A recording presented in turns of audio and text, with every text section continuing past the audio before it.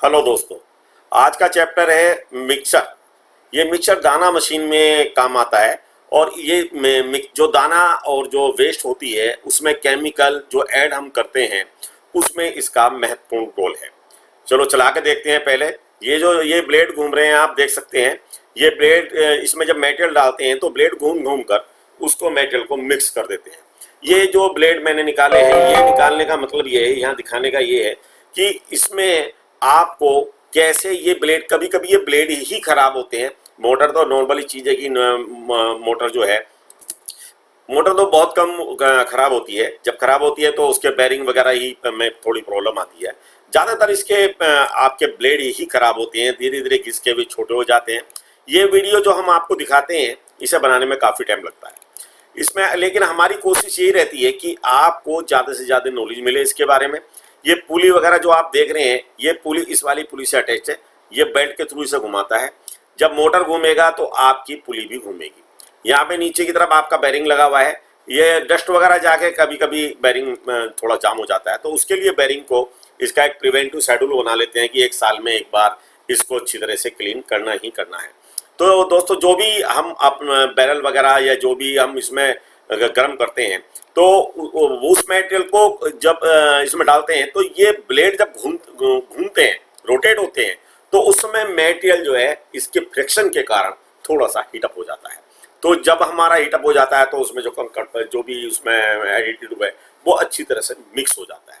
इसका पर्पज केवल यही है कि जो हमने दाना बनाना है, दाना मशीन पे, मैंने पहले आपको दाना मशीन भी दिखाई है, और जो वेस्ट कटर दिखाया था, ग्राइंडर, उस ग्राइंडर के बाद मिक्सर में डालकर आप नए दाना जो न्यू ग्रेन्स है उसमें आप अपनी कटिंग जो आपने यूज करा हुआ रिसाइकिल करने के लिए आप यूज करते हैं 5 से 10%, यानी कि 5 to 10% आप मिक्स करके नए दाने में आप अपनी मशीन में फिटिंग दे सकते हैं, जिससे कि आप जो भी सामान बना रहे हैं उसमें आपकी जो वेस्टेज है, जो आपका जो प्रोडक्ट पहले खराब हुआ या रनर वगैरह जो बचे हैं आपके, वे आप उसमें रीयूज कर सकें और उससे आपकी जो लागत है, जो कॉस्ट है प्रोडक्ट की, वो कम हो जाए।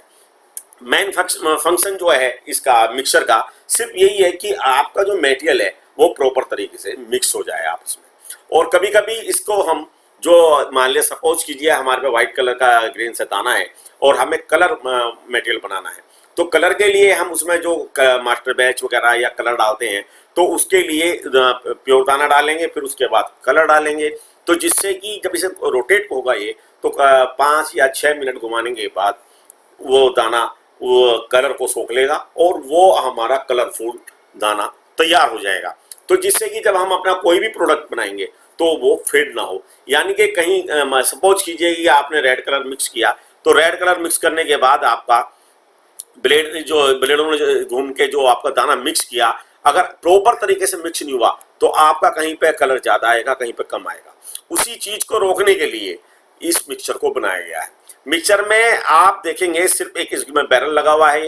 ये बैरल का मतलब है कि एक ड्रम टाइप का बना हुआ है, इसके अंदर शाफ्ट लगी हुई है और 2 ब्लेड लगे हुए हैं। आपको कभी भी इसको खोल, जब आपने इसका ये कवर खोल रखा हो ऊपर का, उस समय कभी भी इसके अंदर हाथ नहीं डालना है, ये ध्यान रखना है आपको। अगर चलती हुई कंडीशन में आपको इसको देखना है कि मेटेरियल गर्म हुआ नहीं हुआ, तो उस समय आपने क्या करना है कि आपका ये वाला जो कवर है, ये इसमें आप देखकर, इसमें आप इसे ऊपर उठ जाता है, तो इसे भी देखकर आप जो है झांक कर इसमें पता लगा सकते हैं कि आपका दाना कहाँ तक है, कहाँ तक गर्म हुआ या मिक्स हुआ।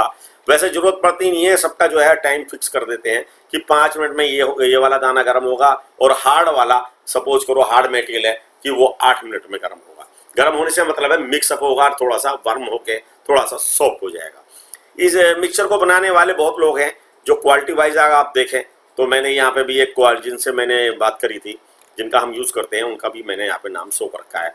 तो ये क्वालिटी के ऊपर है कि आपका जो इसका जो ब्लेड है उसका एंगल कितना है, ये ध्यान रखना होता है। कि अगर आपका एंगल ठीक नहीं है तो आप ये समझिए कि आपके ब्लेड का एंगल सही ना होने से आपके मोटर पर लोड पड़ेगा, क्योंकि जितना भी आपका ब्लेड का एंगल ज़्यादा हो जाएगा, जो आपका ब्लेड है, मैं आपको ब्लेड दिखाता हूँ, इस ब्लेड का जितना भी एंगल हो जाएगा ज़्यादा से ज़्यादा, उतना ही लोड इस पर बढ़ता चला जाएगा। अगर एंगल इसका आपका 15 डिग्री है तो कोई दिक्कत नहीं है। अगर आपने 45 डिग्री कर दिया तो आपका ये समझिए कि ये मिक्स तो जल्दी करेगा लेकिन आपका मोटर फूक जाएगा, आपके मोटर पर लोड ज़्यादा पड़ेगा। तो दोस्तों आज के लिए इतना ही। अगर इसके बारे में कुछ और जानना है तो कमेंट्स करिए, और मैं आपको मैंने ये कैसे बनाया था इसके बारे में भी मैं आपको बहुत जल्दी इसकी जो ड्राइंग है मैं वो आप लोगों के साथ शेयर करूंगा कि मैंने ये सामान मैंने कैसे कैसे मैंने इसको डिजाइन किया है।